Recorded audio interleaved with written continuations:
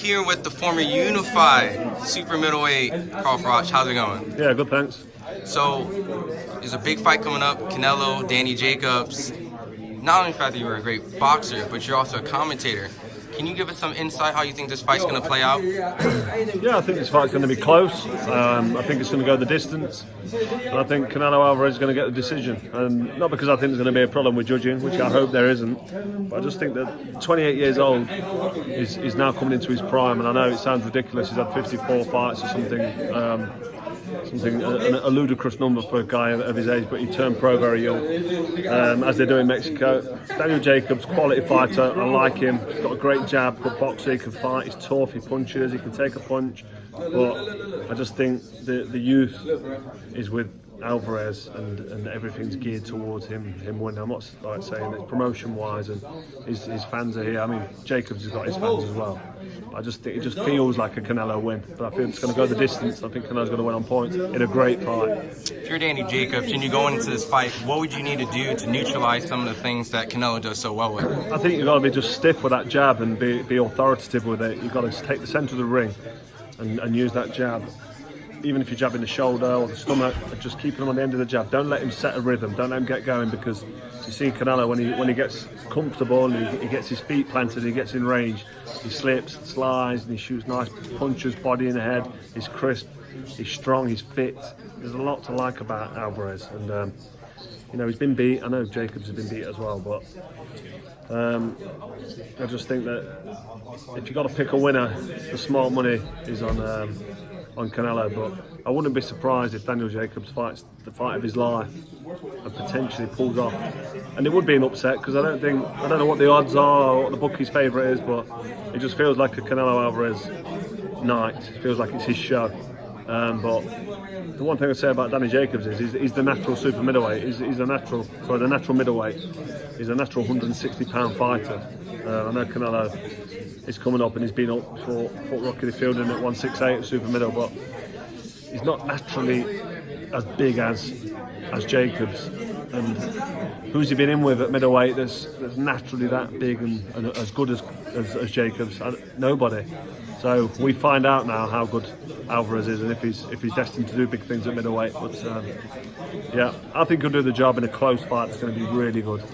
Now, I noticed you said the word super middleweight a couple of times. Obviously, you have a say at the stake of the history of super middleweight.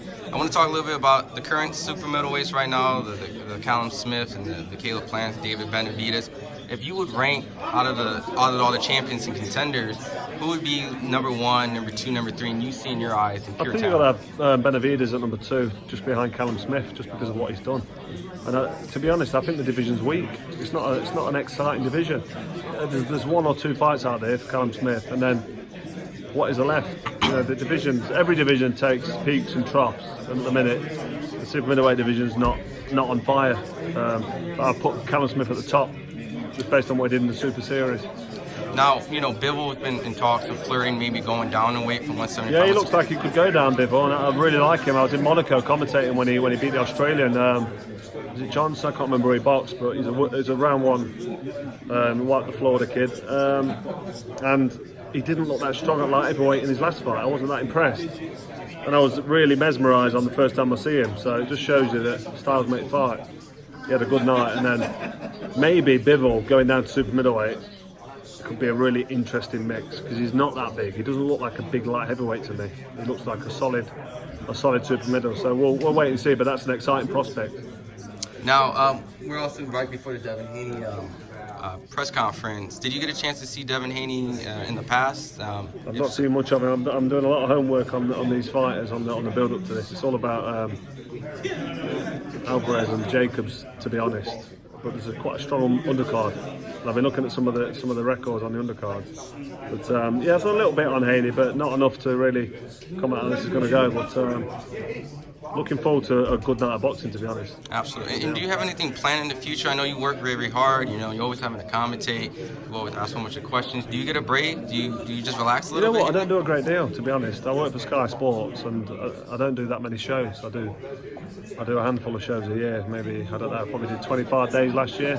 Probably get even less this year, because boxing's been spread now along more platforms. So you've got Dazn, on board. You've got BT Sport in England and ITV are dipping the toe into the pay-per-view, and Channel 5 as well. So I'm not that busy, but it's how I like it, to be honest. I was offered more time, more days, and more of a full-time, or more of a part-time, should I say, role within Sky Sports in the office in London and that. But listen, I've got 3 young kids. I've got an 8-year-old boy, Rocco, and 2 daughters. She turned 6, Natalia, on Friday, 3rd of May. And my 3rd daughter, Penelope, she turns 4 in September. I get up with them every day, I have breakfast with them. I take them to school, I pick them up, I take Rocco golf, I take Rocco and Natalia boxing. I play golf with my older brother, I play tennis most days, I lift a few weights. Just enjoying life. I drive my sports cars, I drive my motorbikes. I've got a villa in Spain, in Marbella, and I go out there for 6-7 weeks for the summer holidays. So I'm retired in every sense of the word, but I'm not sitting down on a chair with my pipe and slippers on, getting out of shape. As you can see, I'm in. Yeah, man. So good shape. Secret comeback. I'm just messing. You know what? I'd have a 3rd one with Mikkel Kessler, and I can't believe I'm saying that since my septo rhinoplasty. But I'd have a 3rd one with Kessler, but I don't think he could fight again. He struggled to get down to. He'd be at 175. Probably have a 3rd one with Groves as well. Yeah. I saw you guys kind of were together a little bit and some stuff. We're all right, and I don't think he'd come out of retirement. I would not jump in with any of the light heavyweights at the minute, because there's a couple of monsters out there at light heavyweight, and I'm realistic. I'm inactive. I've been out the ring 5 years. But if Groves or Kessler fancy the tear up, I'd be tempted. Now, I don't need it, just because I love boxing. I love fight games. And I'd probably start the training camp and bust my elbow and break a rib in sparring, or get jabbed on my new nose, and it'd be like, oh, that hurt, and I'd probably pull out. But at the minute, I feel like I'm not missing it, because I retired for the right reasons, because the desire has gone. But you still get an itch when you watch the fight, though, right? I love boxing, and to get back in there and let some shots go and get hit with a few shots as well, and just go through it all again. But it's behind me now. I'm well retired. Well, just never say never, especially when I'm in such good shape. I feel fit and strong, and I'm doing a lot of swimming now for my cardio.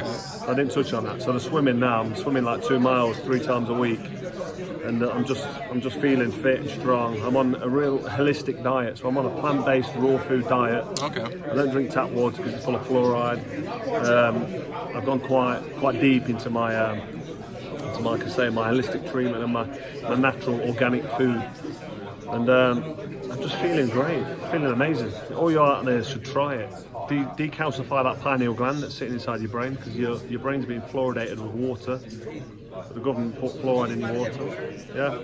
All your processed food you're eating, it's all crap, it's all bad for you. You need organic food. You need to alkaline the body, because when the body's acidic, disease can form, like cancer. And I don't know if you know, but cancer 60 years ago was 1 in 40. Cancer's now 1 in 2.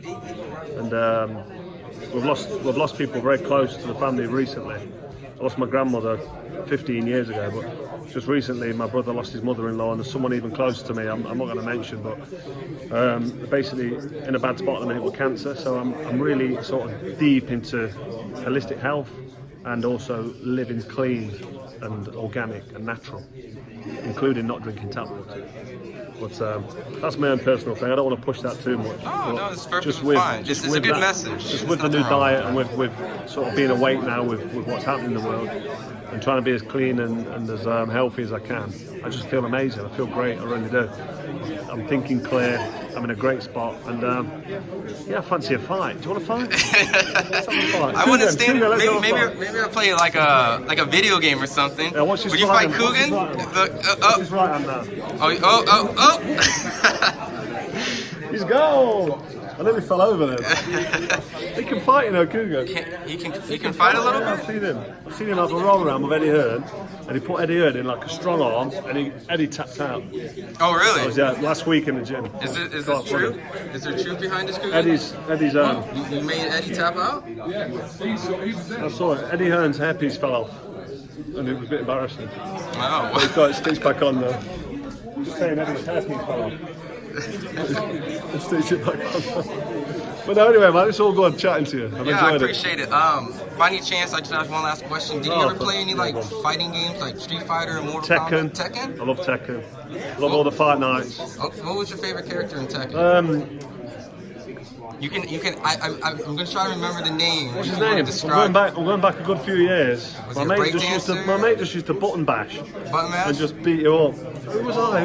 The, You know people make the a Chinese living. guy. With Law? Who used to do the backflips? He's like Bruce Lee? What's his or- name? Yeah, like Bruce Law? Lee. What's his name? His name Oh, was Law, Martial Law. Yeah, Yeah, Martial Law. Yeah, him. That was my guy. Okay. You know people make a living actually playing professional fighting games, and I know some that watch boxers like yourself Yeah.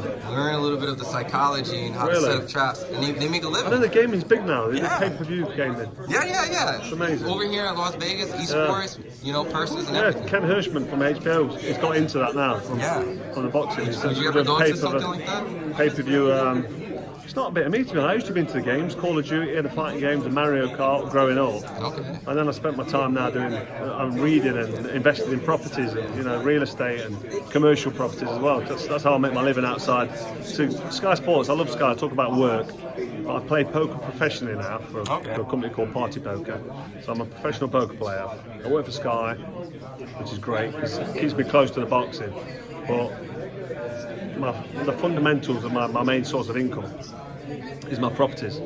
I've got a lot of rentals, residential and commercial, and we're doing new builds. My older brother Lee, who's also clean and organic and 4 years in sobriety, so he's sober. He has no mind altering substances at all. He manages all my properties, so I don't have to do much. I just make key decisions like: do we buy this building? Do we demolish this building? Do we stick a block of flats on? Do we go into this commercial unit and put some service office blocks in? So key decisions I do. Well, I appreciate it. Thank you so much for the Hopefully I've not time. bored you too much. No, never I that. think we're ready for the presser now. Well, absolutely. Can we get some social media for the fans to follow your journey? How do you mean? Twitter, Instagram. Oh yeah, of course. So I'm on Instagram, Carl Cobra Froch. Carl the Cobra or Carl Cobra. Carl Cobra Froch. And on Twitter, Carl_Froch. Give me a follow. Awesome. Thank you so much. Appreciate it. Video, feel free to hit the like, subscribe, and share. As always, if you want to support us to the next level, head over to the patreon.com/ThaBoxingvoice. We have tons of exclusive from Border Wars, from title, betting shows, the list goes on and on and on. But in addition to that, if you guys have questions for fighters, trainers, and promoters, this is where you can submit them. We will run out, get these questions answered, and put it back on the show just for you guys. Appreciate it. Peace.